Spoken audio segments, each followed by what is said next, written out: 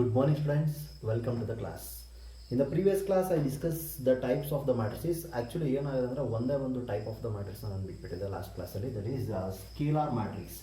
So ಆ scalar ಮ್ಯಾಟ್ರಿಕ್ಸ್ನ discuss ಮಾಡಿ ನೆಕ್ಸ್ಟ್ ಕಾನ್ಸೆಪ್ಟ್ನ ಡಿಸ್ಕಸ್ ಮಾಡೋಣ. So C A what is mean by scalar matrix ಅಂತ. That means in the previous class I already told you about the diagonal matrix. You are all know about the diagonal matrix. The diagonal matrix is nothing but a square matrix. It is a square matrix. Diagonal matrix is a square matrix. In that matrix, except the principal diagonal elements or the non-diagonal elements are equal to 0 ಅಂತ ಹೇಳಿದ್ವಿ. Diagonal elements ನ ಬಿಟ್ಟು ಮಿಕ್ಕಿದ್ದೇನು elements ಬರುತ್ತೆ ಅದೆಲ್ಲ 0 ಆಗಿರುತ್ತೆ ಅಂತ ಹೇಳಿ discuss ಮಾಡಿದ್ವಿ. ಯಾವರಲ್ಲಿ? ಡಯಾಗನಲ್ ಮ್ಯಾಟ್ರಿಕ್ಸ್ ಅಂದ್ರೆ. ಸ್ಕೇಲಾರ್ ಮ್ಯಾಟ್ರಿಕ್ಸ್ ಅಂದ್ರೆ as usual it is a diagonal matrix. Diagonal matrix ಅಂತ ಹೇಳ್ತಾ ಇದೀವಿ. Scalar matrix is a diagonal matrix ಅಂತ ಹೇಳ್ತಿದೀವಿ ಅಂದ್ರೆ that means in the scalar matrix also except the diagonal elements, diagonal elements ನ ಬಿಟ್ಟು ಮಿಕ್ಕಿದೆಲ್ಲ 0 ಆಗಿರುತ್ತೆ. And another one very important concept is scalar matrix ಅಂತ ಹೇಳ್ಬೇಕಂದ್ರೆ ಆ ಡಯಾಗನಲ್ ಎಲಿಮೆಂಟ್ಸ್ ಈಕ್ವಲ್ ಆಗಿರ್ಬೇಕು. ನೋಡಿ, ಆ ಡಯಾಗನಲ್ ಎಲಿಮೆಂಟ್ಸ್ ಎಲ್ಲ ಪೂರ್ತಿ 1 ಗೆ ಈಕ್ವಲ್ ಆಗಿದ್ರೆ ಐಡೆಂಟಿಟಿ ಮ್ಯಾಟ್ರಿಕ್ಸ್ ಅಂತ ಕರಿತೀವಿ. If the diagonal elements are equal to 1 then that is called as an identity matrix. So 1 ಅಲ್ಲದೆ ಬೇರೆ ಇನ್ ಯಾವ್ದಾದ್ರು ಬಂದ್ರೆ 2 ಬರ್ಬೋದು, 3 ಬರ್ಬೋದು, 100 ಅಂತಾನೆ ಬರ್ಬೋದು. ಡಯಾಗನಲ್ ಪೂರ್ತಿ ನಿಮಗೆ 100 ಅಂತಾನೆ ಬರ್ಬೋದು. ಸೊ ಅದನ್ನು ಕೂಡ ನಾವು ಸ್ಕೇಲಾರ್ ಮ್ಯಾಟ್ರಿಕ್ಸ್ ಅಂತ ಹೇಳಿ ಕರಿತೀವಿ. ಸ್ಕೇಲಾರ್ ಮ್ಯಾಟ್ರಿಕ್ಸ್ ಅಂದ್ರೆ it is a diagonal matrix, so in which the diagonal elements are equal. ಅಥವಾ ಡೆಫಿನೇಷನ್ ಇಲ್ಲಿ ಟೆಕ್ಸ್ಟ್ ಬುಕ್ ಅಲ್ಲಿ ಏನಿದೆ ಡೆಫಿನೇಷನ್ ಆ ತರ ಹೇಳೋದಾದ್ರೆ a diagonal matrix is said to be a scalar matrix if its diagonal elements are equal. ಆ diagonal elements equal ಆಗಿದ್ರೆ ಆಗ ನಾವು ಅದನ್ನ ಸ್ಕೇಲಾರ್ ಮ್ಯಾಟ್ರಿಕ್ಸ್ ಅಂತ ಹೇಳಿ ಕರಿತೀವಿ.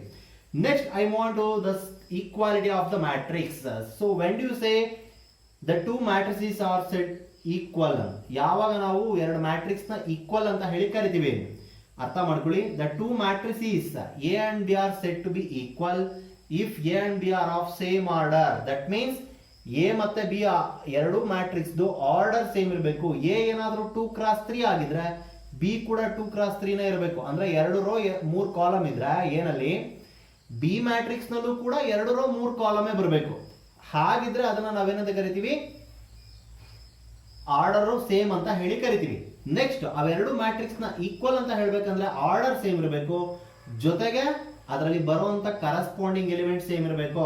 ಸೊ ಕರಸ್ಪಾಂಡಿಂಗ್ ಎಲಿಮೆಂಟ್ಸ್ ಸೇಮ್ ಇರಬೇಕಂದ್ರೆ ಅಬ್ಸರ್ವ್ ಮಾಡಿ.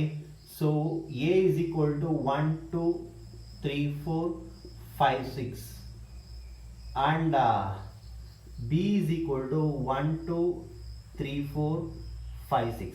ನೋಡಿ, ಅದು ಕೂಡ ಸೇಮ್ ಇರಬೇಕು.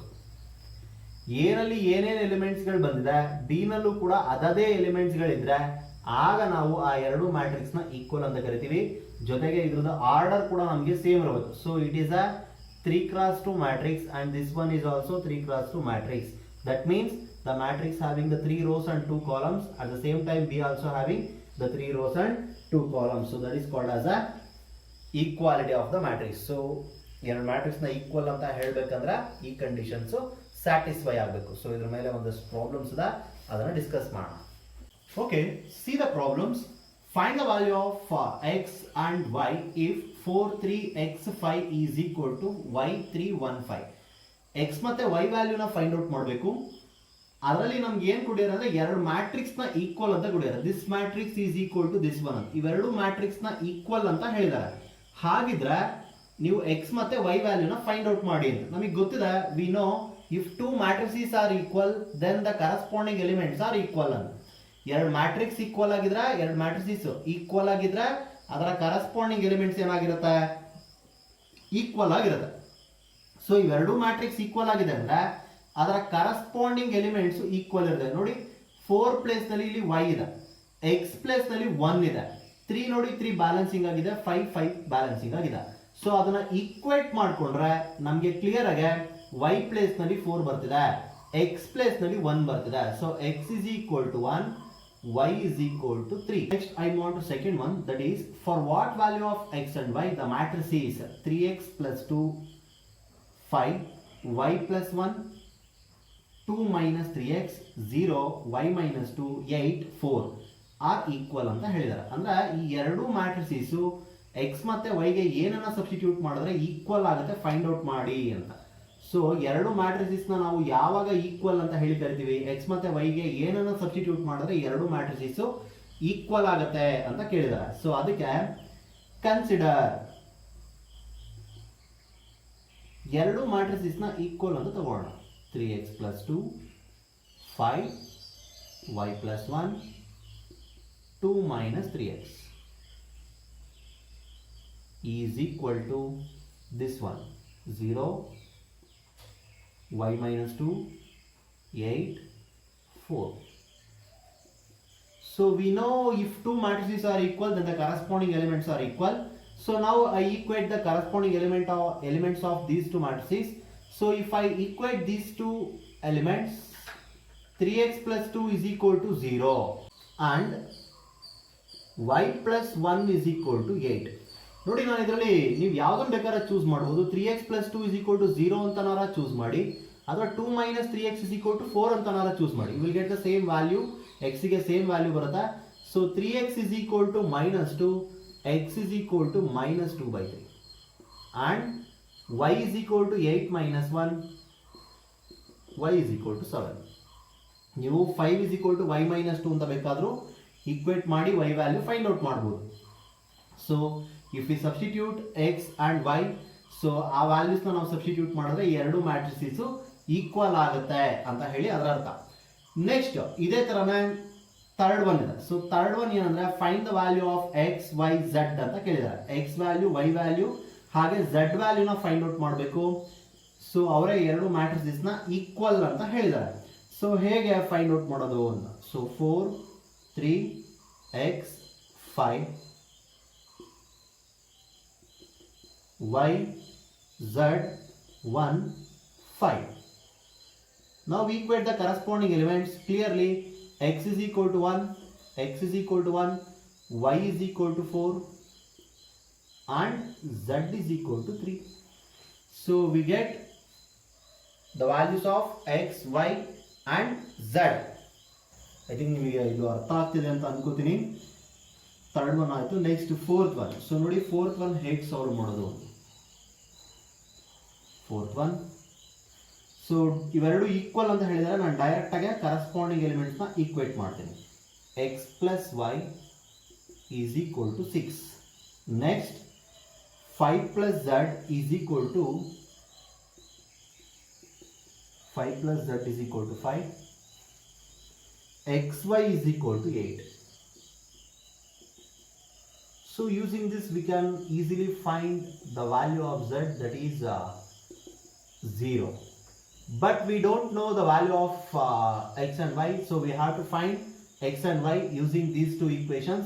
So from this equation I write x in terms of y. So x is equal to 6 minus yi. So now consider this one, xy is equal to 8. xy is equal to 8 ನ consider ಮಾಡಿ, ಅಲ್ಲಿ x ಇರೋ place ನಲ್ಲಿ 6 minus y ನ substitute ಮಾಡೋಣ. ಆಗ 6 minus y into y is equal to 8 ಆಯ್ತು. Term wise multiplication ಮಾಡಿಕೊಂಡ್ರೆ 6y minus y square is equal to 8. So that implies transfer these terms to RHS. So this becomes y square minus 6y plus 8 is equal to 0. So this is a quadratic equation. So quadratic equation bantu, idana factorization ಮಾಡೋದು. So factorization ಹೇಗೆ? y square minus 4y minus 2y plus 8 is equal to 0, because minus 4 minus 2 is minus 6, minus into minus is plus, 4 2s are 8. So ಎರಡನ್ನು add ಮಾಡಿದ್ರೆ minus 6 ಬರುತ್ತೆ, multiply ಮಾಡಿದ್ರೆ 8 ಬರುತ್ತೆ. Now take y common. So if we take y common, y minus 4 minus 2 common ತಗೊಂಡ್ರೆ y minus 4 is equal to 0. Now take y minus 4 common. So this is y minus 2 is equal to 0. That implies y minus 4 is equal to 0 or y minus 2 is equal to 0. That implies y is equal to 4 or y is equal to 2. So now put y is equal to 4 and y is equal to 2 to this equation, we get the value of x. So if y is equal to 4, x is equal to 6 minus 4, that is x is equal to 2. ಅರ್ಥ ಮಾಡ್ಕೊಳ್ಬೇಕು. ಈ corresponding values ನಾನು ಅದಕ್ಕೆ substitute ಮಾಡಿ x ವ್ಯಾಲ್ಯೂನ find out ಮಾಡ್ತಾ ಇದ್ದೀನಿ. y ನ ನಾವು ಇದಕ್ಕೆ 4 ನ ಸಬ್ಸ್ಟಿಟ್ಯೂಟ್ ಮಾಡಿದ್ರೆ x ವ್ಯಾಲ್ಯೂ 2 ಬರುತ್ತೆ. ಹಾಗೆ if y is equal to 2, y is equal to 2 ನ ಸಬ್ಸ್ಟಿಟ್ಯೂಟ್ ಮಾಡೋಣ, ಆಗ x is equal to 6 minus 2, x is equal to 4. So x value ಮತ್ತೆ y ವ್ಯಾಲ್ಯೂ ಸಿಕ್ತು. ಹಾಗೆ z value starting find out ಮಾಡಿದ್ವಿ. hence the result. I think ನಿಮ್ಗೆ ಇದು ಅರ್ಥ ಆಗಿದೆ ಅಂತ ಅನ್ಕೋತೀನಿ. ಇದೇ ತರ ಫಿಫ್ತ್ ಒನ್ ನೀವು ಹೋಮ್ವರ್ಕ್ ಮಾಡಿ. ಹೇಗೆ ಅಂತ ನೋಡಿ, x plus y plus z is equal to 9, x plus z is equal to 5, y plus z is equal to 7. This is actually a 3 cross 1 matrix. ಅಂದ್ರೆ 3 ರೋ ಇದೆ, ಒಂದು ಸಿಂಗಲ್ ಕಾಲಮ್ ಇದೆ, ಎರಡು ಕೂಡ 3 rows 1 ಕಾಲಮ್. ಸೊ ಹಾಗಾಗಿ ಇದು ನಮಗೆ ಇದು ಕೂಡ ಒಂದು ಮ್ಯಾಟ್ರಿಕ್ಸ್. ಸೊ ಎರಡು ಕೂಡ ಬ್ಯಾಲೆನ್ಸಿಂಗ್ ಆಗಿದೆ. ಸೊ ಹಾಗಾಗಿ ಅದನ್ನೇ ಈಕ್ವೇಟ್ ಮಾಡ್ಬೇಕು ನೀವು. x plus y plus z is equal to 9 ಅಂತ, ಹಾಗೆ x plus z is equal to 5 ಅಂತ, next y plus z is equal to 7 ಅಂತ. ಸೊ ಸಬ್ಸ್ಟಿಟ್ಯೂಟ್ ಮಾಡಬೇಕಾದ್ರೆ ಫಸ್ಟ್ ಒನ್ ಅಲ್ಲಿ ಏನ್ ಮಾಡಿ ಅಂದ್ರೆ x plus z ಇರೋ ಜಾಗದಲ್ಲಿ 5 ನ ಸಬ್ಸ್ಟಿಟ್ಯೂಟ್ ಮಾಡಿದ್ರೆ y plus 5 is equal to 9 ಆಗುತ್ತೆ. ಆಗ y is equal to 4 ಬರುತ್ತೆ. ನೆಕ್ಸ್ಟ್ y plus z ಇರೋ ಜಾಗದಲ್ಲಿ 7 ಅನ್ನ ಸಬ್ಸ್ಟಿಟ್ಯೂಟ್ ಮಾಡಿದ್ರೆ x ವ್ಯಾಲ್ಯೂ ನಿಮಗೆ 2 ಸಿಗುತ್ತೆ. ಆ x ವ್ಯಾಲ್ಯೂ ಅಥವಾ y ವ್ಯಾಲ್ಯೂ ಎರಡರಲ್ಲಿ ಯಾವ್ದಾದ್ರು ಒಂದನ್ನ ಯೂಸ್ ಮಾಡ್ಕೊಂಡ್ರೆ you will get z value. ಅದನ್ನ ಹೇಗೆ ಅಂದ್ರೆ ಸೆಕೆಂಡ್ ಈಕ್ವೇಶನ್ ನ ನೀವು ಈಕ್ವೇಟ್ ಮಾಡ್ಕೊಂಡು ಫೈಂಡ್ ಔಟ್ ಮಾಡೋದಾದ್ರೆ x ನ ಸಬ್ಸ್ಟಿಟ್ಯೂಟ್ ಮಾಡಿ, ಇಲ್ಲ ಅಂದ್ರೆ y ನ ಸಬ್ಸ್ಟಿಟ್ಯೂಟ್ ಮಾಡಿ, ನಿಮಗೆ ಆಟೋಮೆಟಿಕಲಿ z ವ್ಯಾಲ್ಯೂ ಸಿಗುತ್ತೆ. ಐ ಥಿಂಕ್ ನಿಮ್ಗೆ ಇದು ಅರ್ಥ ಆಗಿದೆ ಅಂತ ಅನ್ಕೊಂತೀನಿ ಈ ಪ್ರಾಬ್ಲಮ್ಸ್ಗಳು. Next problems. So next sixth one. See here how to solve this one. Find the value of a, b, c, d if these two matrices are equal. So here these two matrices are equal. You have to find the values of a, b, c, d. a value, b value, c value, d value ಇಷ್ಟನ್ನು find out ಮಾಡಬೇಕು. ಹೇಗೆ ಅಂತ ನೋಡಿ, a minus b is equal to -1 and 2a minus b is equal to 0. So if we equate those two terms, a minus b is equal to -1 and 2a minus b is equal to 0. These two equations look like the simultaneous equations. So simultaneous equations ತರ ಇದೆ. So simultaneous equations ನ solve ಮಾಡೋದು ಹೇಗೆ ಅಂತ ಗೊತ್ತಿದೆ. So ಅದನ್ನ solve ಮಾಡಿ, simultaneous equations ನ ಸಾಲ್ವ್ ಮಾಡಿ ಈಸಿಯಾಗಿ ನಾವು a ವ್ಯಾಲ್ಯೂ ಮತ್ತೆ b ವ್ಯಾಲ್ಯೂನ ಫೈಂಡ್ ಔಟ್ ಮಾಡಬಹುದು. Using the value of a, we can easily find the value of c. If we equate this one, 2a plus c is equal to 5. So 2a plus 5 is equal to 2a plus c is equal to 5 ನ ನಾವು equate ಮಾಡ್ಕೊಂಡ್ರೆ ಇಲ್ಲಿ a value ಏನ್ ಬರುತ್ತೆ ಅದನ್ನ use ಮಾಡ್ಕೊಂಡು c ವ್ಯಾಲ್ಯೂ ಕಂಡುಹಿಡಿಯಬಹುದು. Using the value of c ವ್ಯಾಲ್ಯೂನ ಯೂಸ್ ಮಾಡ್ಕೊಂಡು 3c plus d is equal to 13 ಗೆ ಈಕ್ವೇಟ್ ಮಾಡಿ ನಾವು ಈಸಿಯಾಗಿ d ವ್ಯಾಲ್ಯೂನ ಫೈಂಡ್ ಔಟ್ ಮಾಡಬಹುದು. ಸೊ ಫಸ್ಟ್ ನಾವಿಲ್ಲಿ a ವ್ಯಾಲ್ಯೂನ ಕಂಡುಹಿಡಿಯಬೇಕು. a ಮತ್ತೆ b ಎರಡನ್ನೂ ಕಂಡುಹಿಡಿಯೋಣ.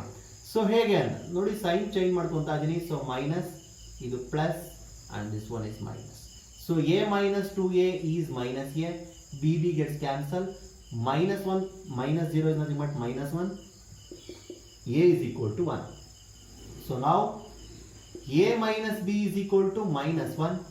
So a is equal to +1 is equal to b. ನೋಡಿ -1 ನ LHS ಗೆ ಟ್ರಾನ್ಸ್ಫರ್ ಮಾಡಿದ್ರೆ +1 ಆಯ್ತು, ಮೈನಸ್ ಬಿ ನ RHS ಗೆ ಟ್ರಾನ್ಸ್ಫರ್ ಮಾಡ್ಕೊಂಡ್ರೆ +b ಆಯ್ತು. So using this, put a is equal to 1, so 1 plus 1 is equal to b, that implies b is equal to 2. So we get the value of b is equal to 2. So now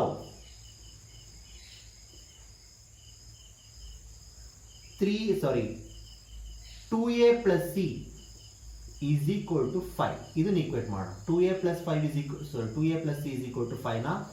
so ಇದಕ್ಕೆ a is equal to 1 ನ substitute ಮಾಡಿ. So 2 into 1 plus c is equal to 5.